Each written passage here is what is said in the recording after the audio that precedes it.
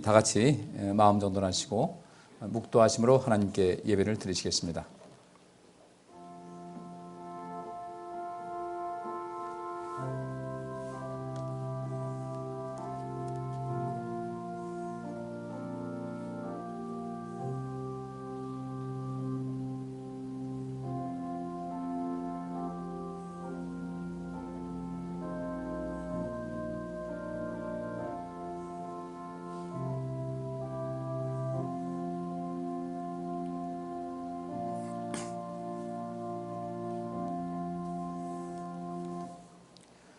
예수께서 가라사대 내가 곧 생명의 떡이니 내게 오는 자는 결코 줄이지 아니할 터이요 나를 믿는 자는 영원히 목마르지 아니하리라.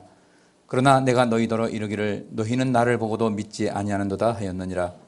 아버지께서 내게 주시는 자는 다 내게로 올 것이요 내게 오는 자는 내가 결코 내어 쫓지 아니하리라. 내가 하늘로서 내려온 것은 내 뜻을 행하려 함이 아니요 나를 보내신 이의 뜻을 행하려 함이니라. 나를 보내신 이의 뜻은 내게 주신 자 중에 내가 하나도 잃어버리지 아니하고 마지막 날에 다시 살리는 이것이니라. 내 아버지의 뜻은 아들을 보고 믿는 자마다 영생을 얻는 이것이니 마지막 날에 내가 이를 다시 살리리라 하시니라. 아멘. 좋으신 아버지 하나님, 오늘도 주 앞에 나와 예배할 수 있도록 우리의 건강과 또 우리 믿음을 지켜주심을 감사를 드립니다. 하나님께 예배하는 우리 성도님들 머리머리에 복 내려주시고 은혜 베풀어 주옵시며 이 어려움 당하고 고통하는 이 세상을 치유하는 또 회복시키는 그 역할을 감당케 하여 주시옵소서. 믿음의 기도는 역사하는 힘이 많다는 그 말씀대로 우리의 기도를 통하여 온 세상이 구원의 길로 접어들 수 있도록 도와주시고 온 세상에 흩어져 있는 많은 그리스도인들 온전함이 있어서 하나님의 긍휼하심과 자비하심을 또한 체험할 수 있는 그런 통로가 되게 하여 주옵소서. 오늘도 주 앞에 나와 예배합니다. 하나님, 우리 모두가 우리 눈에 보이지 않지만 여전히 이곳에 임재하셔서 우리와 함께 하시는 하나님께 힘을 다하여 예배하게 하시고 마음을 다하여 예배하게 하여 주셔서 그 안에서 우리의 마음의 소원이 만족되게 하여 주옵시고 하나님의 큰 은혜로 우리가 새로움을 힘있게 하여 주시옵소서. 아픈 자에게 치료를 베풀어주시고 약한 성도들에게는 강함을 더하여 주옵소서.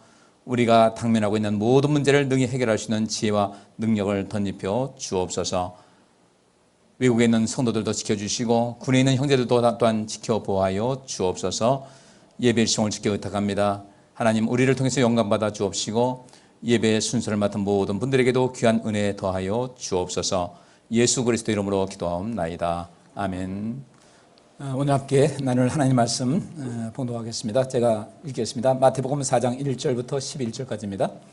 그때 예수께서 성령에게 이끌려 마귀에게 시험을 받으러 광야로 가사 40일을 밤낮으로 금식하신 후에 줄이신지라. 시험하는 자가 예수께 나와서 가로되 내가 만일 하나님의 아들이거든 명하여 이 돌들이 떡덩이가 되게 하라. 예수께서 대답하여 가라사대 기록되었을 때 사람이 떡으로만 살 것이 아니요 하나님의 입으로 나오는 모든 말씀으로 살 것이라 하였느니라 하시니 이에 마귀가 예수를 거룩한 성으로 데려다가 성전 꼭대기에 세우고 가로되 내가 만일 하나님의 아들이거든 뛰어내리라. 기록하였을 때 저가 너를 위하여 그 사자들을 명하시리니 저희가 손으로 너를 받들어 발이 돌에 부딪히지 않게 하리로다 하였느니라. 예수께서 이르시되 또 기록하였으되 주 너의 하나님을 시험치 말라 하였느니라 하신데 마귀가 또 그를 데리고 지극히 높은 산으로 가서 천하만국과 그 영광을 보여 가로되 만일 내게 엎드려 경배하면 이 모든 것을 내게 주리라. 이에 예수께서 말씀하시되 사단아 물러가라. 기록되었을 때 주 너의 하나님께 경배하고 다만 그를 섬기라 하였느니라. 이에 예수는 예수를 떠나고 천사들이 나와서 수종드니라. 아멘. 저는 오늘 이 본문 말씀 가지고 사단이 예수님을 시험한 목적이라는 주제로 함께 말씀을 나누겠습니다. 지난주에도 이 말씀을 좀 살폈는데 사단의 시험을 이길 수 있는 그런 그 원천, 그 동력은 무엇인가에 대해서 일단 말씀을 드렸고 오늘은 이 사단이 예수님을 시험하는 목적이 과연 무엇일까? 이 이야기를 우리가 이 내용을 살펴야 사단이 왜 그런 시험을 했는지, 사단이 시험한 그런 모든 것과 우리와는 어떤 관계가 있는지를 알 수가 있습니다. 여러분 잘 아시는 대로 이 사단은 끊임없이 예수님도 시험했을 뿐 아니라 지금 우리도 시험을 하고 있거든요. 역사적으로 그래요. 가능한 하나님께로부터 멀어지게 하고 하나님 아버지 뜻을 이루지 못하게 하기 위해서 끊임없이 개입하는 것이 사단인데, 그래도 감사한 것은 하나님께서 우리를 울타리를 쳐주셔서 울타리 밖에 사단이 절대로 울타리 안으로 넘어오지 못하도록 막아주시기 때문에 오늘 우리는 이만큼이라도 살아가고 있다는 것이죠. 그러면 우리가 이 사단의 그 모든 시험을 이길 수 있는 것은 무엇인가? 요한복음 15장에 있는 말씀대로 너희가 내 안에 내 말이 너희 안에 거하면 너희는 무엇이든지 원하는 대로 구하라는 말씀대로 우리가 이 울타리를 넘어 그 바깥으로 나가게 되면 우리 삶은 문제가 심각한 거예요. 그 안에 있어야 될 텐데 그리고 그 안에 있다 할지라도 여전히 또 이 사단이 이 세상에 많은 불신자들과 또 많은 그 권력자들, 재력가들 또 사회적으로 어떤 힘이 있는 이런 사람들을 자꾸 격동시키고 그들을 또 도발을 해서 애매하게 우리를 고난받게 하는 그런 경우가 있어요. 욥이 그 어려움 당할 때 스바 사람들 그들은 욥과 좋은 관계를 유지하던 사람들이었습니다. 아말렉 사람들 역시 마찬가지예요. 좋은 관계를 유지하던 사람들인데 갑자기 사단이 그 스바 사람과 아말렉 사람들을 충동질한 거예요. 그래서 와서 그러니까 그 평화롭게 지냈으니까 그들을 향해서 어떤 방어를 할 필요도 없는 것이고 안전하게 지냈는데 어느 날 갑자기 성경은 그런 말씀이 있어요. 갑자기 그래. 벼락도 갑자기 쳤습니다. 대풍도 갑자기 불면서 집 기둥이 다 풀어지면서 그것이 가라앉아서 주저앉아서 욥의 자녀들이 다 죽은 거예요. 갑자기 쳐들어왔어요. 이 이야기는 무엇인가? 그 모든 것이 하나님의 허락하심 속에서 그 일이 일어났는데 적어도 하나님께서 허락하지 않는다면 사단은 크게 자기가 갖고 있는 힘이 무용지물인 거예요. 그럼에도 불구하고 사단이 그렇게 이 스바 사람들을 또 아말렉 사람들을 충동질해서 욥을 괴롭히듯이 우리가 그런 식으로 이 세상 믿지 않는 사람들 또는 믿음이 연약한 사람들 그들을 시험을 하고 그들을 충동질해서 하나님 믿는 백성들이 애매하게 고난을 당하는 데가 있어요. 그럼에도 불구하고 우리가 적어도 주님의 그 울타리 안에 거하게 되면 우리는 심각한 피해를 입지는 않는다는 겁니다. 그러면 사단이 왜 예수님을 시험했을까? 사단이 예수님을 시험한 그 목적이 있습니다. 또 사단이 예수님을 시험한 것 같이 우리에게도 동일하게 이런 방법으로 우리를 시험을 하거든요. 넘어뜨리려고.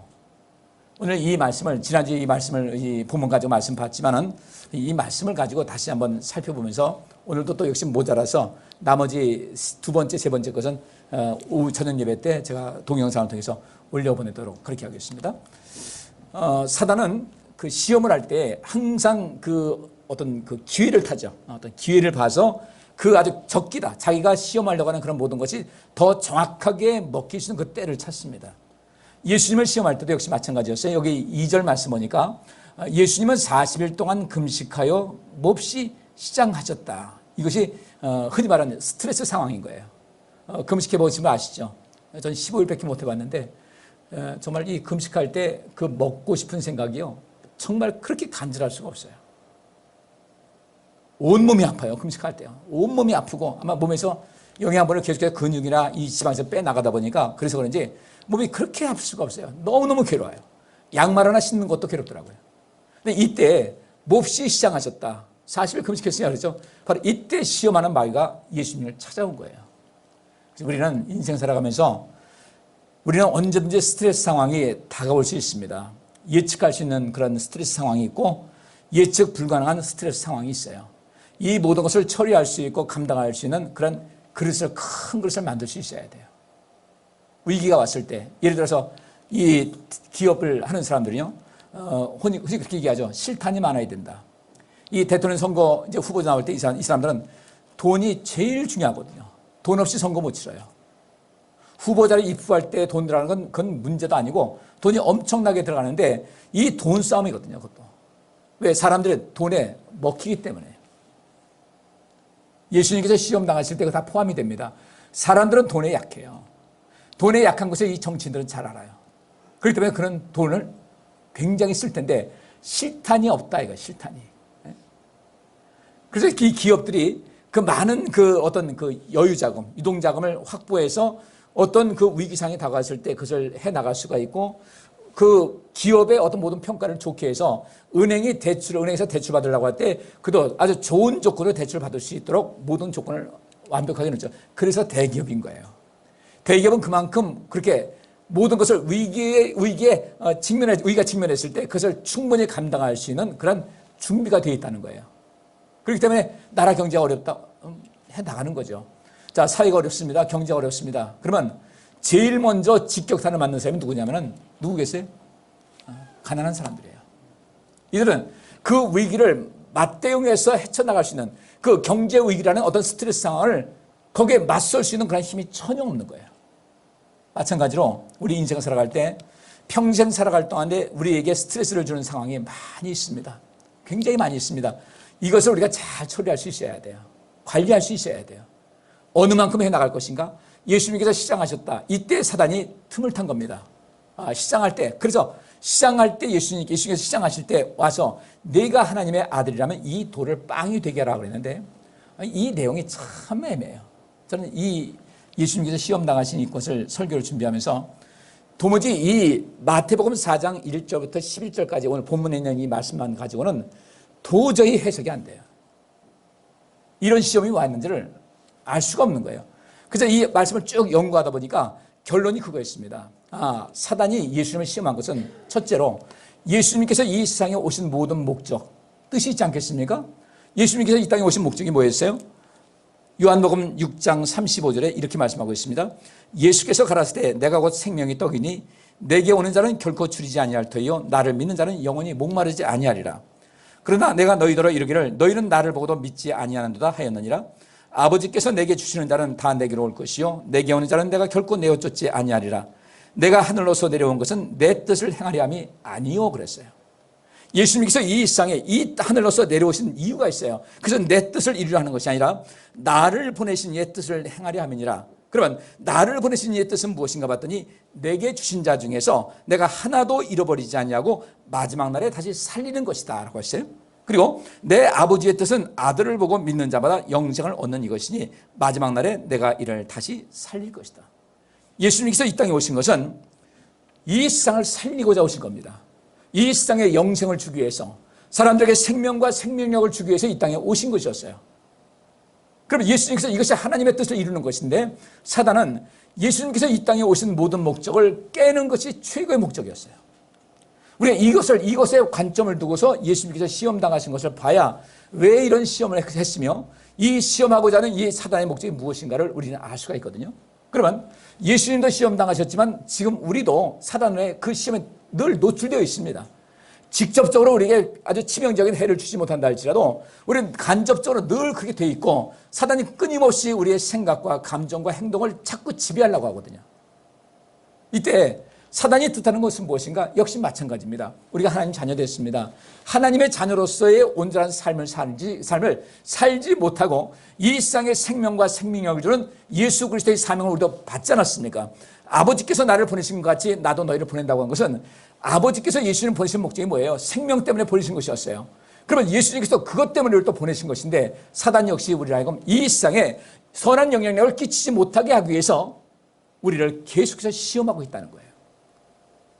이것을 한마디로 말하면 예수님께서 우리에게 말씀하셨습니다. 너희는 먼저라는 것이 뭐예요? 우리 하나님을 믿는 백성들은 반드시 해야 될 것이 있다. 이건 최우선이다. 하나님의 나라와 하나님의 의를 구하는 것이었어요. 하나님의 나라를 구하는 것은 이 세상에 생명을 주고 이 세상의 생명력을 키우는 것이 하나님 나라를 구하는 것이에요. 하나님께서 이 세상을 통치하시는 그런 모든 것을 우리가 위임받아서 하나님 대신 예수 그리스도와 같이 이 세상을 살리는 역할을 하는 것이 바로 하나님의 나라를 구하는 것입니다. 하나님의 의를 구하는 것이 무엇입니까? 이 세상에 옳고 그름이 희석되어 있습니다. 무엇이 옳은지 무엇이 그른지 모르는 시대가 됐어요. 이 시대에 세월이 지나가면서 점점 그렇게 되어갑니다. 2차 세계대전 끝나면서 전 세계 사람들, 특별히 모든 학문의 원산이지 않을 수 있는 이 유럽 사람들은 혼란에 빠졌어요. 인간이 이렇게 악한가? 이러면서 그 전쟁을 거치면서 사람들의 생각이 너무도 바뀌었습니다. 지금 우리가 코로나19 겪고 있잖아요. 이거 지금 우리도 많이 변하고 있습니다. 세상이 변하고 있어요. 세상이 변하고 있고 이제 교회도 어떤 사람은 유튜브 이런 거 잘하는 사람들이요. 스튜디오 하나만 딱 있으면요. 교회 하나 생긴 거예요. 온라인 예배 드리면서 과연 그것을 교회라고 할 수 있을까? 이 코로나19가 끝났을 때 한국 교회뿐 아니라 한국 전체 모든 상황이 완전히 뒤바뀌어 있을 것이라는 겁니다. 그렇게 변하고 있어요. 그래서 이 2차 대전이 끝나면서 그 이후에 21세기, 20세기 들어서면서 이때 우리 포스트 모던이라는 그 시대가 왔습니다. 포스트 모던 시대. 여기선 절대 권위에 대한 도전의 시대였어요. 요새 보면 그렇죠. 부모님의 권위 사라졌어요. 학교에서 사라졌습니다. 어느 교수님이 그러더라고요. 학생들한테 온라인 강의를 하는데 마스크 쓰고 모자를 깊게 눌러 쓰고 안경 딱 쓰니까 누군지 모르겠다. 얼굴 좀 보자. 얼굴 좀 보고 싶다. 좋게 웃으면서 얘기했어요. 근데 이 중간 평가를 하는데 어떤 학생이 어떻게 글을 올렸는가? 육둥자를 써가면서 욕을 한 거예요. 익명을 하는 거죠. 누가 쓰는 건지 모르겠는데. 근데 그 교수님이 걔 외에는 없다는 거죠. 그런 시대가 됐어요. 권위가 완전히 무너져 버렸습니다. 하나님의 권위까지 이제 도전을 합니다. 이것이 지나쳐서 지금은 어떻게 됐는가? 탈권위와 탈진리화 시대가 됐어요. 탈진리화 시대. 세상에서도 진리, 곧 옳고 그름에 대한 그런 개념이 없어져 버렸습니다. 내가 좋으면 그게 진리인 거예요. 내가 좋으면 내가 이 사람 좋아한다. 이 사람 무엇을 하든 이 사람은 옳은 거예요. 내가 싫어해요. 근데 그 사람이 옳은 사람이에요. 근데 내가 싫은 거예요. 그러면 이 사람은 잘못된 거예요. 비진리인 거예요. 예수님께서 마찬가지였죠. 예수님께서 이 땅 오셨는데 예수님을 쫓는 사람들은요, 예수님이 하신 말씀이 진리인 것을 쫓았습니다. 바리새인들, 그 예수님 반대편에 서는 사람들은 예수님께서 하신 그 진리의 말씀을 하나도 인정을 하지 않았어요. 전 악이다. 신성을 모독하는 자다. 죽어 마땅하다. 그들은 이미 그런 이 시대가 있었지만 지금은 그것이 더 심화가 돼가지고 내가 좋으면 그것이 진리인 거예요. 이게 나중에 하나님 앞에 얼마나 큰 심판을 받을지를 모르고 그렇게 방종에 빠지게 됩니다. 이 시대가 그런 시대예요. 내가 싫으면 이 사람이 암만 놀아도 이 사람은 나쁜 사람인 거예요. 지금 우리 시대가 그렇습니다. 우리나라는 더 합니다. 이게 더 심화가 됐어요. 그래서 지금은 어느 것이 참인지 거짓인지 모르는 그런 시대가 됐어요. 옛날에 어느 가수가 그런 노래를 불렀어요. 검푸른 바닷가에 비가 내리면 어디가 하늘이고 어디가 물인지 구분을 못한다. 가끔씩 몇 년에 한 번씩 제가 부대에 있을 때, 군에 있을 때 비행기가 바다에 추락을 해요. 왜 그런가? 바닷물이 왜 파란지 아십니까? 하늘이 파랄 때 바닷물도 파래요. 바닷물이 왜 검은지 아세요? 하늘 먹구름 높이면 바다도 까매요. 근데 이 비행기가, 전투기가 고속으로 바다를 다니다가 갑자기 비행기가 뒤집어서 배면비행을 쭉 하다 보면은 자기가 봤을 때 바다도 파랗고 하늘도 파랗고 하니까 순간적으로 착각을 일으킨 거예요. 계기판을 보면은 지금 비행기가 뒤집혀 있는 상태다, 똑바로 있는 상태를 알았는데 그것을 착각하게 되면은 다시 상승한다고 해서 딱 꺾었는데 그 물속으로 처박히는 거예요. 그래서 가끔씩 조종사가 죽습니다. 살 수 방법이 없어요. 우리가 지금 그런 시대를 살고 있습니다. 사단은 그런 모든 것을 우리 이용을 하고 있죠. 우리가 비진리에 빠지게 합니다. 거짓된 것에 미혹되게 합니다. 그래서 우리는 여전히 사람들은 그것이 내가 생각하는 것이 옳다고 우기고 살고 있습니다. 사단은 그렇게 우리를 조종을 하고 있어요. 근데 우리는 그런 것을 까맣게 모르는 거죠. 이게 사단의 역사인 것을 모르는 거예요. 여러분들, 내가 좋은 것이 다 옳은 것이 아니에요. 내가 싫다고 해서 다 비진리 아닙니다. 내가 싫지만 진리인 것이 있어요. 그렇지 않습니까? 애들한테 공부 열심히 하라. 듣기 싫은 거예요. 진리인데 듣기 싫은 거예요. 사단은 이렇게 우리의 삶 속에서 우리를 틈타는데 교묘하게 파고 들어옵니다. 네가 하나님의 아들이라면 네 돌을 빵이 되게 하라고 하는데 이것을 제가 성경 전체를 보고 이 본문 말씀 가지고 예수님께서 시험 당하신 것을 도무지 알 수가 없어요. 그래서 쭉 살폈더니 우리 성경 보면 그런 말씀이 있죠. 여기선 이 마태복음은 그 말씀 나오지 않고 있지만은 예수님께서 시험을 이기셨습니다. 이기신 다음에 사단이 잠시 예수를 떠났다고 그랬어요. 잠시 떠났어요. 잠시 떠나고서 이 사단이 끊임없이 이 빵 가지고 자꾸 장난을 칩니다. 그래, 성경 전체를 봐야만 예수님께서 시험 당하신 이것이 무슨 뜻인지를 알 수가 있어요. 특별히 여기 이 돌을 빵이 되게라고 할 때 이 돌을 빵이 되게 하라. 이거 보면 우리가 예수님께 이 돌을 빵이 되게 해가지고 좀 먹어. 이거 지금 배고프잖아. 그것이 아니라 이 돌일 때 이 돌이 복수로 되어 있어요. 이 돌들을 그 유대 땅의 그 상황, 광야에 보면요. 돌이 참 많습니다. 흙보다는요. 이 돌들, 이 수없이 많은 돌들을 빵들을 이라고 해요. 전부 다 이 돌이 복수로 되어 있고 빵도 복수로 되어 있어요. 엄청나게 많은 그 돌을 이걸 다 빵으로 만들어 버려요. 전부 다 빵들로 만들어라.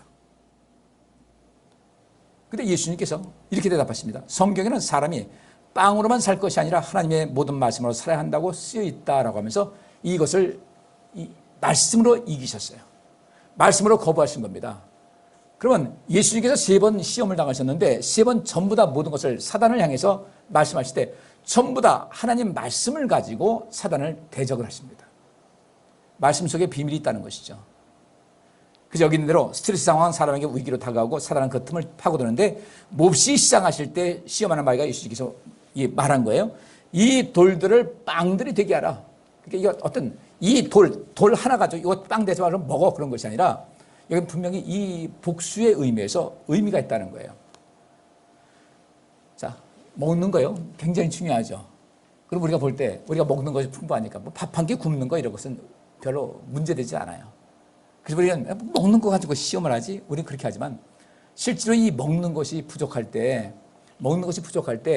그 상황은 겪어본 사람 아니면 알 수가 없어요. 자, 한 예가 여기 나옵니다. 창세기 25장에 야곱과 에서의 이야기가 나옵니다. 하루는 야곱이 죽을 수가 있었다. 그런데 에서가 사냥을 가고 돌아와서 야곱에게 배가 고파 죽겠으니 그 붉은 죽을 좀 다오하였다. 그래서 에서에게는 불타는 뜻을 지닌 에돔이라는 별명이 붙게 되었다. 이때 야곱이 먼저 형의 장자권을 나에게 파시오 하자 에서가 내가 죽게 되었는데 이 장자권이 무슨 소용이 있겠느냐 하고 대답하였다. 그러자 야곱은 장자권을 다시 주장하지 않겠다고 나에게 맹세하시오 했다. 그래서 에서는 야곱에게 맹세하고 장자권을 그에게 팔았다. 야곱이 에서에게 빵과 팥죽을 주자 에서는 먹고 마신 후에 일어나갔다. 그는 장자권을 가볍게 생각했던 것이다. 여러분, 이 배고픔이요, 자기 장자권을 넘길 만큼 사람의 생각과 감정을 지배를 합니다. 우리 이것을 아셔야 돼요. 우리는 지금 적당히 배가 고프니까, 그러니까 어쩌다가 배고프니까 그런 문제가 있지만 정말 이 먹고 마시는 이 문제에서 굉장히 심각한 징이다면요, 내 눈에 보이는 것, 손에 쥐어진 거 필요 없는 거예요. 먼저 먹는 것보다 찾는 거죠. 근데 우리는 이 사회에서, 우리가 살고 있는 이 사회에서는 잘 이해가 안 돼. 아마 우리나라 보릿고개를 넘을 그 시절에는 이 말이 조금 이해는 갔을지도 모르겠어요. 이 돌돌로 빵을 만들어 먹으라. 예수님께서는 그렇게 하지 않으셨어요. 사단의 말은 절대 안 들어요. 예수님께서 철저하게 하나님 말씀만 따른 거예요. 자, 다음에 넘어갑니다. 오늘 예수님께서 사람이 떡으로만 살 것이 아니라 하나님의 입에서 나오는 말씀을 가지고 살 것이다 라고 하셨는데 그걸 비유하신 거예요. 근데 그 비유가 신명기 8장 1절부터 4절까지 내용이 나와 있습니다. 제가 읽겠습니다. 여러분은 오늘 내가 전하는 여호와의 모든 명령을 성실히 준수하십시오. 그러면 여러분이 살 뿐만 아니라 그랬어요. 예수님께서 사단에게 말씀하시죠. 사람이 떡으로만 사는 것이 아니다. 하나님의 입에서 나오는 말씀으로 살 것이다. 여기 산다는 것, 이 사는 것이 무엇입니까? 사람이 사는 것 같이 사는 거예요. 생명력과 생기가 가득한 정말 힘 있는 인생. 이 인생에 정말 누가 보더라도 사는 것 같이 사는 그 삶을 말씀하고 있습니다. 너희가 전하는 여호와의 모든 명령을 성실히 준수하면 너희가 정말 살만나는 인생을 살 것이다. 거기다 번성할 것이다. 그리고 여러분께서 여러분의 조상들에게 약속하신 땅에 들어가 그 땅을 차지하게 될 것입니다. 이렇게 말씀하십니다. 여러분의 하나님 여호와께서 지난 40년 동안 광야에서 어떻게 여러분을 인도하셨는지 한번 생각해 보십시오. 이제 광야 생활 다 끝났어요. 끝나고 가나안 땅은 건너가면 됩니다. 요단강 건너가면 되는데 여호와께서는 여러분이 실제로 그 명령에 순종할 것인지 아닌지 여러분의 마음을 알아버리고 많은 어려움을 통해 여러분을 시험하셨습니다. 우리는 거의 매일매일 우리는 시험 보는 시간이에요. 우리가 우리 자신을 테스트하는 거죠. 사단의 시험이 아니라 하나님께서 우리를 살피셔요. 근데 3절 말씀 보니까 여호와께서 여러분을 낮추시고 굶주리게 하셨다. 이 낮추는 것이 뭐겠어요? 이제 이들이 애굽에서 나왔어요. 근데 거기서 갖고 나온 양식 다 떨어졌어요. 사막에 들어갔습니다. 양식을 재배할 수도 없어요. 곡식을 재배할 수도 없고 완전히 이제 먹을 것이 떨어졌습니다. 물도 떨어지고 이때 이들은 어떻게 하겠습니까? 자인이 그들을 이끌어내신 하나님 바라보면서 하나님 먹을 것 없습니다. 마실 것 없습니다. 하나님 바라볼 수밖에 없겠죠. 여러분 낮춘다는 것은 하나님께서 그대로 만나를 내려주셨는데 하나님을 바라보지 않고서는 살 수 없는 그런 그 여정이 된 거예요. 그렇게 하나님께서 그를 낮추신 겁니다. 겸손하게 하신 겁니다. 나를 바라보면 살 수 있을 것이다. 그런데 우리는 지금 이 광야 같은 세상 살면서도 그런 마음이 우리 생각에 없는 것 아닌가? 하나님 없이도 난 충분히 살 수 있다고 생각하는 것이 아닌가? 낮추시고 굶주리게 하셨다는 것은 굶주린다는 것은 굶은 것이 아니라 그들이 더 좀 풍성한 먹거리를 좀 찾고 싶은 거예요. 그걸 찾고 싶은 거예요. 그래서 이들이 나와서 얘기하지 않습니까? 우리 무도 먹고 배추도 먹고 부추도 먹고 고기도 먹겠는데 여기다 아무것도 없다고 항상 하나님께 맨날 그러는 거예요. 이 굶주겠다는 것은 그래 좀 더 다양한 음식을 먹고 싶은데 그것이 아니라 만나로 먹다 보니까. 근데 하나님께서 그렇게 하신 이유가 있어요. 여러분과 여러분의 조상들이 전에 먹어보지 못한 만나를 주워 먹게 하신 것은 사람이 빵으로만 살 것이 아니다. 그리고 하나님의 모든 말씀으로 살아야 한다는 것을 여러분에게 가르치기 위해서였습니다. 이들이 광야를 갈 때 양식 필요합니다. 그래서 빵 주셨어요. 떡을 주셨어요. 계속 하늘에서 내려주십니다. 계속 매일매일 주십니다. 그리고 매일매일 주시면서 하나님께서 원하신 것은 무엇이냐면 너희는 내가 양식은 책임지고 줄 테니까 너는 내가 너희에게 주는 모든 말씀을 마음에 새기고 실천하면서 지키면서 살아가는 것이었어요. 지금 우리가 음식 먹죠. 양식 있죠. 하나님께서 주신 것이거든요. 내가 열심히 일했어요. 일할 수 있는 힘 하나님께서 주셨어요. 직장도 하나님께서 주셨어요. 먹고 살고 있는데 그 다음에 먹고 사는 다음에 무엇을 해야 될 것인가 관심 가져야 되거든요. 인생의 삶의 목적이 없어요. 신앙생활도 온전하게 되는데 신앙생활에 관심 외가 됐어요. 어쩌면 우리는 이 울타리 밖에 넘어가 있기 때문에 하나님의 울타리 밖에 넘어가 있기 때문에 자꾸 사단에게 괴로움 당하는 것은 아닌지를 돌아볼 수 있어야 돼요. 제가 여러분이 하나님 말씀 제대로 합시다. 신앙생활 제대로 합시다. 우리 하나님은 영이시니 신령과 진정으로 예배하라고 말씀하고 있잖아요. 그 말이 뭔지를 몰라요. 하나님은 영이시니까 내 눈에 보이지 않지만은 여기 계시니까 하나님께 예배를 바르게 드리라는 건데 하나님 안 보이잖아요. 하나님 안 보이니까 예배 태도가 흐트러지는 거예요. 적어도 이렇게 대면 예배 드리게 되면은 서로가 서로를 바라보지 않습니까? 그게 여기서 좀 졸음이 오면 장단지도 꼬집고 왜냐면 내가 보통 그러잖아요. 졸다가 앞으로 한번 딱 하면 한 5분 버티고요. 뒤로 넘어지면 10분 버텨요. 그러니까 졸려면 뒤로 이렇게 졸면 뒤로 하다가 뒤로 한번 잡숴버려요. 그러면 뒤에서 나의 뒷꼬치를 보는 사람들이 아우 창피해가지고 정신을 한 10분은 견딜 수 있어요. 하나님은 영이시니까 눈에 보이지 않지만 이 자리에 계시니까 우리가 바르게 하자 이 모든 걸 아는데 사람들은 계속해서 먹는 타령만 합니다. 여러분 우리 짐승과 사람이 차이가 뭔지 아세요? 짐승들은 뭐 합니까? 짐승들은 하루 종일 무슨 생활만 해요? 무슨 활동만 합니까? 먹이 활동만 합니다. 짐승들은요. 하루 종일 먹이 활동해요. 최상의 포식자들은 다 내 밑에 있으니까 그들 배부르게 먹으면요. 아무 짓도 안 합니다. 앞에서 누가 왔다 갔다 해야 돼요. 안 잡아먹어요. 언젠간 내 밥이 될 것이다. 근데 그렇지 않은 투시도문이요. 끊임없이 먹어야 돼요. 우리 짐승 같은 인생 살면 안 되잖아요. 우리 인생은 먹이 활동하느라고 인생 사는 건 아니잖아요. 하나님께서 만나를 먹여주신 것은 내가 이것은 책임져 줄 테니까 내 말을 듣고 내 말을 지켜 행해서 이 세상의 제사장 역할을 감당하라는 것이 하나님의 뜻인데 하나님께서 채우신다는 그것만 파고 들어가면서 먹이 활동만 하는 거예요. 먹이 활동만. 우리 그러지 말자는 거죠. 그렇게 좀 없어 보이는 인생 살지 말고 좀 제대로 하자. 근데 이 사단은 예수님에게 이 돌 가지고 떡을 만들어 먹으라. 왜 돌을 가지고 왜 떡을 만들어요? 그럴 필요 없잖아요. 떡은요. 빵은 밀가루로 만드는 거고 떡은 쌀로 만드는 거예요. 이걸 가지고 왜 돌 가지고 떡을 만들어요? 의미가 없는 거예요. 바로 그 빵이라는 것에 떡이라는 것에 몰입해가지고 사는 겁니다. 이스라엘 백성들 광야에서 다 죽어나간 이유는 바로 그런 것이었어요. 만나를 먹고 힘주신 하나님께 말씀에 연구하고 말씀대로 살 것을 연구하는 것이 아니라 만나밖에 없다고 고기도 안 준다고 부추도 못 먹는다고 이것도 못 먹고 저것도 맨날 그 타령하다가 광야에서 다 죽었어요. 우리는요 하나님께서 우리를 먹이 활동하라고 이 땅에 보내주신 건 아니에요. 근데 이 사단은 우리에게 끊임없이 먹이 활동, 옷 입는 거, 더 좋은 것 입고 더 좋은 집 살고 더 좋은 차 가지고 더 좋은 거 먹으면서 사는 이것에 몰입할수록 끊임없이 사단이 우리를 미혹을 하는 거예요. 예수님께서는 단호하게 거두하신 겁니다.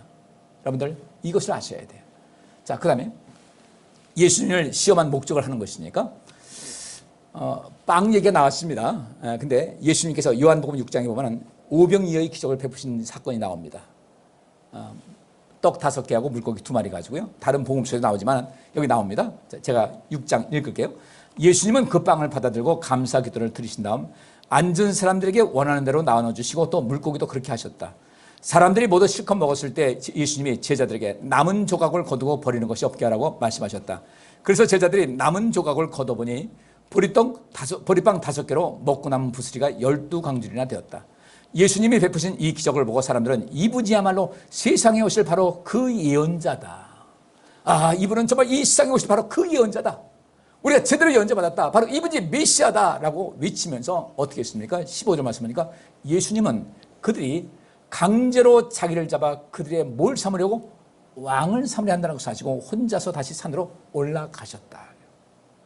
이들에게 눈이 번쩍 뜨였어요. 자, 이분 따라다니면 우리 먹을 거 걱정하지 않겠다. 이분 왕으로 세우자.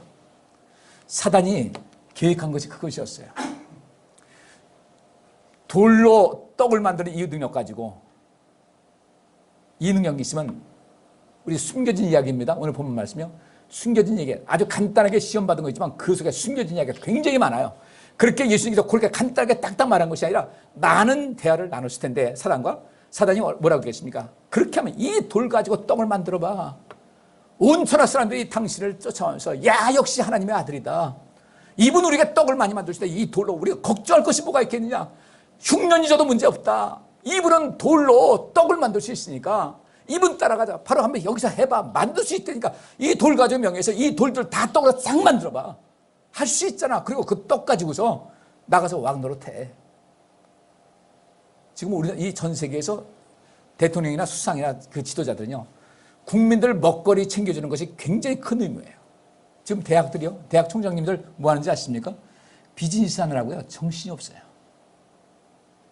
그래서 학교를 운영해 나갈 수가 없어. 그러니까 그 교수님들도 나가가지고 학생들 유치하느라고요, 얼마나 했을지 몰라요. 그러다 보니 학생들이 완전히 갑질을 하고 있어요. 세상이 거꾸로 됐어요. 바로 이런 시대가 지금도 여전히 이어지고 있다는 거예요. 이 돌들 얼마나 있어. 여기 흉년지라도 이 돌 가지고 떡 만들면 할 수 있잖아. 그러면 거기 사람 여기 완전히 인기 짱일 거야. 다 쫓아올 거야. 그렇게 그 일하라고 괜히 고생하지 말고 이 한번 만들어봐. 한번 봐. 만들어봐. 할 수 있다니까 만들어봐. 그리고 그거 가지고 왕 노릇해 라고 했던 거예요. 근데 실제로 그 사건이 벌어졌어요. 예수님께서 오병이어 기적을 베푸셨어요. 이 빵 5개하고 물고기 2마리 가지고 5,000명을 먹이시고 12가지로 남았던 거예요. 와, 여기서 뭐 난리가 났습니다. 막 그래서 휘파람 불고 나는 야, 이제는 이제 대박 났다. 이제. 걱정할 거 하나도 없다. 여러분들 빵 5개 가지고 또 물고기 2마리 가지고 5,000명 먹이신 거나 이 돌 가지고서 떡 만든 거나 별 차이 있어요, 없어요? 있는 이 별 차이 없는 것 같죠? 그 기적은 똑같은 거예요. 근데 예수님은 사단의 그 말을 어떻게 했어요? 단호히 거절하셨어요. 난 네 말 안 들어. 하나님의 입에서 나오는 그 말씀을 듣지 내 말 안 들어. 나는 하나님께서 나를 보내신 목적이 있어. 이 세상 구원하라고 보내셨는데 나는 거기에 초점 맞추는 것이 난 이 빵에 관심 없어. 그리고 하나님께서 만나를 내리신 것 같이 주님을 찾는 모든 사람들 다 먹여주실 거야 라고 주께서 딱 단호하게 거절하신 거예요. 그리고 이 5,000명 먹이실 때, 오병이의 기적 베푸실 때 주님께서 말씀 가르치는데 오랜 기간 듣다 보니까 시장했던 거예요. 먹을 거면 좀 먹여야 되겠다. 그래서 이 기적을 베푸셨는데 이 소년이 갖고 왔던 떡 5개하고 물고기 2마리는요, 사람이 수고해서 얻은 것이지만 그 다음에 그것 가지고 주님께서 주셨을 때 이건 꼭 하늘에서 내리는 만나와 똑같은 것이었다는 겁니다. 뛰어도 줄질 않아요. 이 역사. 사단이 말하는 것하고 예수님께서 하신 건 전혀 차이가 다릅니다. 근데 문제는 이 일을 행하니까 이 사람들이 환호를 하면서 뭐라고 하냐면 바로 그 예언자다. 바로 이분이 메시아다. 그래서 예수님은 그들이 강제로 자기를 잡아 그들의 왕을 삼으려 한다는 것을 아시고 혼자서 다시 산으로 올라가셨다. 사단의 모든 것을 거부하셨듯이 예수님께서는 당신을 육신의 어떤 일을 이루기 위한 왕을 삼는 것을 주님께서는 단호하게 거부하셨던 거예요. 왜냐하면 주님께서 이 땅에 오신 목적이 그것이 아니었기 때문에 결국 사단은 오병이어의 기적을 베푸셔서 선을 베푸셨음에도 불구하고 이때 사단은 그 속에 파고 들어가가지고 사람들의 마음을 충동시켜가지고 예수님을 왕으로 세우려고 하더라 이겁니다. 또 하나 사건입니다. 마태복음 16장 21절부터 25절. 그때부터 예수 그리스도께서는 제자들에게 자기가 예루살렘에 올라가 장로들과 대제사장들과 율법 학자들에게 많은 고난을 받고 죽음을 당했다가 3일 만이 다시 살아날 것을 비로소 밝히기 시작하였다. 그러자 베드로가 예수님을 붙들고 주님, 그럴 수 없습니다. 이런 일이 결코 일어나서는 안 됩니다 하고 말렸다. 그러나 예수님은 돌이켜 베드로를 보시고 꾸짖으셨다. 사탄아, 썩 물러가라. 너는 나를 넘어지게 하는 자이다. 내가 하나님의 일을 생각지 않고 사람 일을 생각하고 있다라고 말씀하셨어요. 이것이 사단이 이 돌들로 떡을 만들려고 한 그것이나 오병이의 기적을 베푸셨을 때 그 사람들이 예수님을 왕으로 세우려고 했던 것이나 그 다음에 베드로가 있으면 안 됩니다 라고 했던 것이나 그 뒤에 누가 있었다? 사단이 있었다는 거예요. 그래서 예수님께서 베드로를 향해서 사탄아 썩 물러가라. 너는 나를 넘어지게 하는 자이다. 네가 하나님의 일을 생각지 않고 사람의 일을 생각하고 있다. 사탄이 예수님을 시험했을 때 예수님을 어떻게 하려고 한 거예요? 넘어지게 하려고 했던 거예요. 그 사탄이 지금도 우리를 넘어지게 하고 있습니다. 넘어뜨리려고 하고 있어요. 얼마나 멋있어요. 예수님께서 이제 예루살렘에 올라가게 되면 장로들과 대제사장들과 율법학자들에게 잡혀서 많은 고난을 받고 죽을 것이다. 3일 만에 다시 살아날 것을 말씀하셨을 때 베드로가 주님 안 됩니다. 이런 일이 결코 일어나서는 안 됩니다. 단호하겠을 때 얼마나 고마워요. 주님 죽으신다니요. 있을 수가 없는 일입니다 했는데 칭찬 들을 줄 알았을 거예요. 근데 주님께서는 베드로를 보시고 뭐라고 하시냐면요. 사탄아 그래. 사탄아 썩 물러가라. 너는 나를 넘어지게 하는 자이다. 왜 베드로에게 사탄이라고 했겠어요?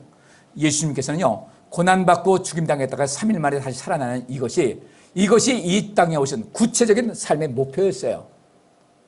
이 세상을 구원하시기 위해서는 그 일을 반드시 하셨어야 되는 거예요. 근데 베드로가 말립니다. 인간적인 정으로 말하고 그러시면 안 됩니다 했을 때 그렇죠.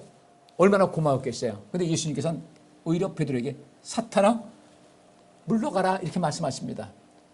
너는 왜 나를 넘어지게 하냐? 나는 이 땅에 온 것이 하나님의 뜻을 이루려 한 것인데 왜 하나님의 일을 가로막느냐? 그렇기 때문에 베드로가 그렇게 했을 때 예수님께서는 그 베드로 안에서 교묘하게 역사하는 사단을 보셨던 거예요. 그래서 베드로를 향해서 사탄아 썩 물러가라 하신 겁니다. 예수님께서 갈릴리 바다에서 이쪽에서 저쪽으로 건너가시라고 할 때 가자고 하셨어요. 가는데 예수님께서 곤히 주무셨고 엄청난 광풍이 불어가지고 배가 뒤집히게 생겼습니다. 침몰하게 생겼습니다. 제자들이 너무 힘들어가지고 예수님 왜 우리가 죽게 된 것을 돌아보지 않습니까? 좀 어떻게 좀 해보세요. 예수님께서 일어나가시고 하신 말씀이 뭐라고 했어요? 뭘 꾸짖으셨어요? 뭘 꾸짖으셨어요? 바람을 꾸짖으셨어요. 바람을 꾸짖으셨어요. 바람은 생명체 아니거든요. 그럼 그 바람을 꾸짖으셨다는 것은 그 바람을 일으킨 장본인이 누구라는 거예요? 사탄이라는 거예요. 말씀드렸죠? 욥이 그 아들들, 딸들 다 죽을 때 죽은 이유는 사탄이 광풍을 불어가지고 큰 바람을 불어가지고 집에 기둥을 쳐서 부러뜨려가지고 그 집이 주저앉으면서 다 죽었거든요. 똑같은 거예요. 예수님을 죽이려고 하고 예수님 제자들을 죽이려고 그 엄청난 사건이 일으킨 겁니다. 그 갈릴리 바다는 위에 그 북쪽으로 헐몬산이 있어서 거기 찬 공기가 내려옵니다. 그 만년설도 있고 그래요. 그래서 그 찬 공기가 쭉 내려오고 남쪽 이 홍해 쪽에서 더운 바람이 쭉 올라와서 딱 충돌하게 되면은 기압골의 변화가 생기면서 고기압과 저기압이 부딪히면서 굉장한 풍랑이 일을 때가 있어요. 사람들이 볼 때는 또 바람 부네. 날씨가 좀 안 좋아서 그러네. 근데 그 말씀 보니까 갑자기 대풍이 불었다고 했어요. 갑자기. 사탄이 한 거예요. 예수님께서 눈 뜨시고서 바람을 꾸짖으셨어요. 바람을 꾸짖은 것이 아니라 그 바람을 일으킨 사탄을 예수님께서 꾸짖으신 겁니다. 꾸짖으시가 즉시 곧바로 그 바람이 멈추니까 바다가 잔잔해졌어요. 거기 있는 사람들이 뭐라고 합니까? 이분이 도대체 누구기에? 아니 도대체 어떤 분이기에 바람을 꾸짖으니까 바람도 딱 멈추는가? 여러분 인생에 대풍 부입니까? 대풍 불어오고 있습니까? 주님 바라보시기 바랍니다. 거기서 주저앉지 마시고요. 사탄은 이렇게 예수님께서 이 땅에 오셔서 그 일상을 살리고자 하는 그런 모든 것을 그렇게 막은 거예요. 그래서 그러다 보니까 이 예수님을 가로막는 이 모든 사람들은요, 상식이 전혀 없는 사람 같이 보여요. 그렇잖아요. 회당에서 손 마른 사람을 예수님께서 고쳐주십니다. 손 마른 사람이 있었고 예수님께서 그 자리에 함께 가시니까 여기서 사람들은 이런 사람이 있겠죠. 우리 저분께서 저 아픈 사람 빨리 고쳐주시면 좋겠다.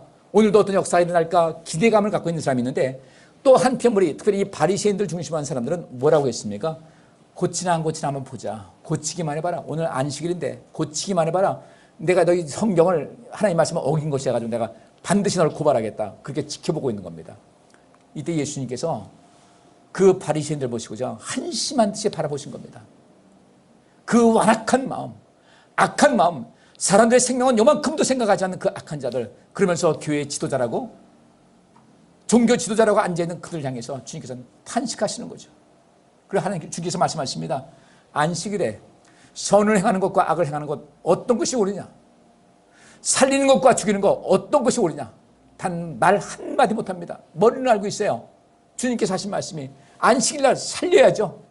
안식일날 선한 일 행해야 되죠. 근데 이들은 주님께서 그것을 하는가 안 하는가 지켜보고 있는 거예요. 그리고 나중에 또 예수님께서 안 하셨으면 그렇게 했겠죠. 아이고 살리는 거 생명하더니 신경도 안 쓰네. 그럴 거 아니겠어요. 고치니까 또 고쳤다고 안식을 범했다고 하죠. 사단은 그런 존재예요. 끊임없이 우리를 고발을 합니다. 고발도 하고 도발을 해가지고 우리의 삶을 무너뜨리려고 하는 것이 사단의 목적이에요. 예수님께서 이 땅에 오셔서 구원을 완성하셨습니다. 세상을 살리신 거예요. 그분 덕분에 우리가 살고 있는 거예요. 근데 이 사단은 그런데 그 목적을 가지고 예수님께서 오셨는데 예수님께서 이 땅에 오신 목적을 이루지 못하기 위해서 끊임없이 시험을 하는 거예요. 다른 데 자꾸 초점 맞추는 거죠. 돌 가지고 이 많은 돌 떡 만들어 가지고 여기 있는 사람들 다 먹여. 그러면 엄청나게 인기가 좋아져서 멋진 왕이 될 것이야 라고 외치지만은 여러분 예수님께서 그 일 때문에 오신 건 아니잖아요. 그래서 주님께서 하신 말씀이 이전에 우리 백성들을 하나님께서 만나를 먹이셨는데 우리에게 먹을 것 같은 건 무엇 문제겠냐는 거죠. 만나를 먹이시면서 주님께서 하신 말씀은 뭐겠어요? 하나님 말씀을 듣고 지켜서 인생 멋지게 살라는 것이었어요. 일상을 살리는 일에 나와 동행하자는 것이었습니다. 그래서 우리 사람들은요 먹이 활동만 할 것이 아니라 왜 먹어야 되는가? 하나님 말씀대로 살고 사람답게 살기 위해서 먹는 거예요. 또 이 시대에 먹을 것이 그렇게 풍부한데도 불구하고 먹는 것에만 관심이 있어가지고 그 인생을 살아가는 겁니다. 여러분들 절대 교만하지 마세요. 절대 교만하지 마세요. 내가 그렇게 하면 왕이 될 거야. 그러면 좋잖아. 인기 좋고. 이 사단은 우리 계속해서 교만하게 만들고 정말 중요한 일에 관심을 쏟지 못하도록 다른 불필요한 것에 부차적인 것에 관심이 쏟도록 끊임없이 우리의 눈을 자꾸 돌리게 하는 아주 악한 존재가 사단인 거예요. 오늘 이 말씀 이제 둘째 셋째는 시간이 안 돼서 못하고 오늘 여기까지만 이제 말씀을 하고 끝내겠습니다. 사단이 예수님을 시험한 목적 다른 것이 아니에요. 생명사역을 하지 못하도록 이 세상의 구원을 베풀고 이 세상에 생명을 주고자 하는 그런 모든 것을 물거품이 되도록 하기 위해서 사단은 끊임없이 예수님을 시험했던 겁니다. 예수님을 처음 시험했을 때 실패하고 나니까 또 그 잠시 떠났다가 예수께서 오병이의 기적을 딱 베푸시니까 빵 문제 있지 않습니까? 빵에 집요했던 거예요. 이 문제는 분명히 예수님에게 있어 굉장히 중요한 문제일 것이다 해서 그 오병이의 기적 그들에게 빵을 나눠주셨을 때 여기 또 사단이 개입을 해가지고 사람들을 충동질합니다. 은근히 말을 듣지는 않겠죠. 누군가 했겠죠. 야 우리 저 사람 왕으로 세우면 우리 걱정 없겠다. 왕으로 세우자 한번 하자. 그래서 여긴 우리가 읽지 않았지만 여러분 잘 아시는 대로 예수님께서 왕으로 세우려고 하는 것을 하시고 주님께서 피하셨어요. 근데 그 밤에요 이 사람들이 그야말로 미친 듯이 예수님을 찾아다닌 거예요. 그 다음날 만납니다. 그들을 만납니다. 예수님께서 일가를 하십니다. 너희가 왜 나를 찾는데? 나를 찾는 이유가 뭐야? 나를 왕으로 세워가지고 먹는 걱정 안 하면 되겠다. 나를 왕으로 세워 먹는 걱정 안 해도 되겠다. 그래서 나를 찾는 거 아니야. 근데 그건 아니야. 그건 아니야. 나는 생명의 떡이야.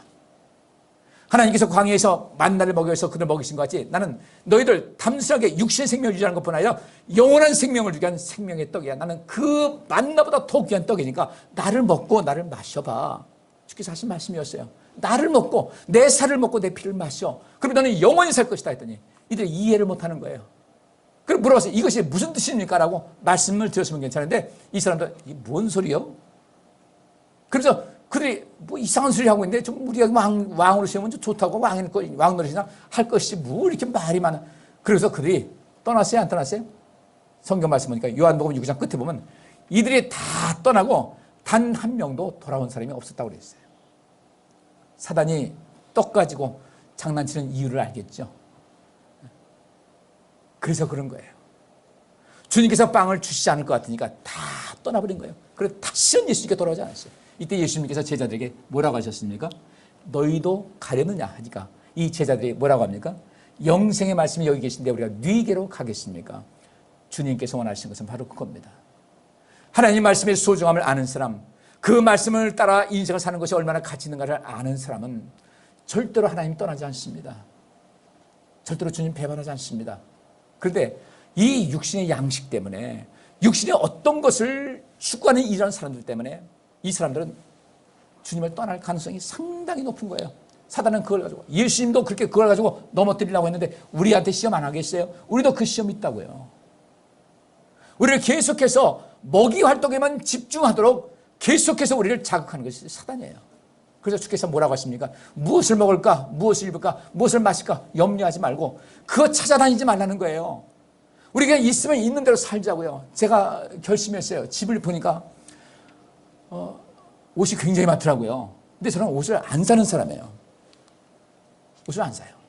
아주 좋은 거 많더라고요. 한여름에 보면 바지 3벌에 4만 5천 원짜리 있어요. 한여름 나는데 한여름이 아니에요. 한 2, 3년은 입겠더라고요. 2, 3년 입어요. 겨울 것도 마찬가지고 양복도 2벌만 있으면요. 이 하복하고 동복 2벌만 있으면요. 몇 년은 입겠더라고요. 그래서 제가 그랬어요. 저희 집사람한테 절대 내 옷 사지 말아라. 이것만 가지고 충분하니까 절대 옷 사지 말아라. 신발도 2켤레, 3켤레 정도면 충분하겠더라고요. 우리가 그런 것에 마음 뺏길 여유가 없어요. 우리가 할 일이 굉장히 많은데 그런 것에 마음 뺏기지 말자는 거예요.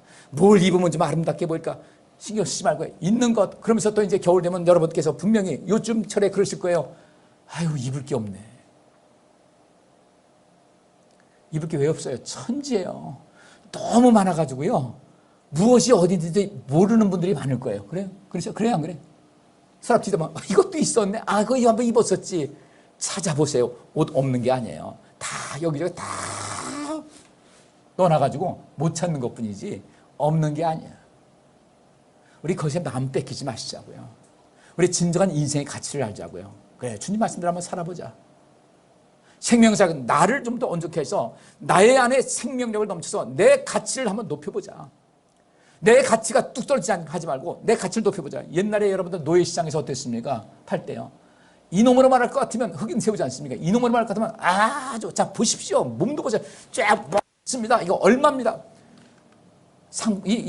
그때 노예를 상품으로 했으니까 가치가 달라지는데 여러분들 주님 앞에 섰을 때도 여러분들 가치가 높아지시고 사단을 향해서도 저 사람은 안 돼. 아우 난 졌어. 아주 포기할 정도의 그런 능력 있는 삶을 살아갈 수 있기를 주의 이름으로 축복합니다. 사단은 지금도 우리를 시험하고 있어요. 넘어지면 우리 시간이 정말 중요한 거 아니에요? 시간 뺏기고 비용 뺏기고 어려움 당합니다. 절대로 사단에게 약한 거 보이지 말고 여러분 온전하게 살아서 예수님께서 시험을 이기신 것 같이 여러분도 꼭 이기시기를 주의 이름으로 축원합니다. 예수님이 이기는 것은 당연한 거예요. 근데 문제는 우리가 지더라는 거지. 우리가 볼 때는 이 떡 가지고 왜 시험 들지? 시험 들어요. 들 수밖에 없어요. 먹는 것도 너무 관심 갖지 말고 어쩌다가 맛있는 거 먹으면 감사도 하고 맨날 추구하지 말자는 거예요. 지금 이 세상이요. 이제 좀 이거 위드 코로나 한번 풀어보세요. 난리 날 겁니다. 유흥업소부터 시작하면 난리 날 거예요. 젊은 사람들은요. 이 속에 끓는 피 때문에 못 견디는 거예요. 막 홍대고 이태원이고 난리 날 거예요. 그래서 거기서 마스크 벗고 열심히 하다가 아마 엄청나게 또 이 폭발적으로 확진자 늘어날 겁니다. 그래서 우리가 조심하자는 거예요. 젊은이들은 괜찮은데 우리는 아니에요. 왜요? 연세 드신 분들은 몸 조심하셔야 돼요. 이제 괜찮은 것보다 절대 괜찮지 않은 거예요. 오죽하면 사회적 이득을 얻기 위해서 생물학적 이득을 포기한 정부가 아닌가 이러면 이게 나오는 거예요. 이것 때문에 확진돼가지고 세상 목숨 있는 분도 있을 거예요. 교회는 안전하죠. 왜냐하면 전 여러분들 가능한 말하는 시간을 최소화시키기 때문에 그런 일 없지만 세상은 그럴 겁니다. 우리 조심하시고 절대로 사단의 미혹에 빠지지 마시고 사단의 기력을 정확하게 알아서 아버지께서 예수님 보내신 것 같이 우리 주님께서도 우리를 보내셨는데 나를 보내신 그 모든 목적을 이루기 위해서 사단의 꾀에 빠지지 말고 그 목적 온전히 잘 갑니다. 그래서 주 앞에 섰을 때 착하고 충성된 자라는 큰 칭찬을 받고 영광된 영생을 얻는 여러분 되시기를 주의 이름으로 축복합니다. 기도합니다. 하나님 감사합니다. 사단의 계략이 교묘합니다. 우리를 끊임없이 속이고 우리를 계속해서 불행의 나락으로 이끌고자 하는 이런 악한 존재인데 이 모든 것을 우리 자신을 잘 지키게 하여 주옵시고 예수님께서 이기신 것 같이 우리도 이기기를 원합니다. 주님 우리에게 이길 힘을 더하여 주옵시고 우리가 사람의 일을 생각하지 않게 하시고 하나님의 일을 생각하는 저희들 되게 하여 주옵소서. 베드로에게 말씀하십니다. 너는 왜 하나님의 일을 생각하지 않고 사람의 일을 생각하느냐. 사람 일을 생각하게 하도록 하는 것이 사단의 계략인데 넘어가지 않고 하나님의 일에 몰입하고 주의 뜻을 온전히 이루며 살 수 있는 성공하고 승리하는 우리 성도님들 되게 하여 주옵소서. 예수 그리스도 이름으로 기도합나이다. 아멘. 여호와께서 여기 모인 모든 성도들과 그의 가정과 그와 관련된 모든 일에 복을 주시고 지켜주시며 따뜻하게 대해주시고 은혜를 베푸시며 사랑스러운 눈으로 바라보시어 모두에게 평안을 주시기를 원하노라. 아멘.